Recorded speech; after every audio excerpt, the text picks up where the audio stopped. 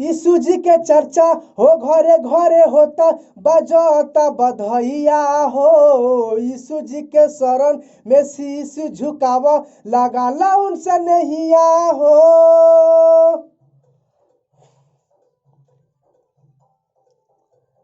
यीशु जी के चर्चा हो घरे घरे होता बजता बधैया हो। यीशु जी के शरण में शीश झुकाला लगाला उनसे नहिया हो। मिठू राहुल बबलू गावेला भजन आ यीशु जी जन्म लिहले ओ।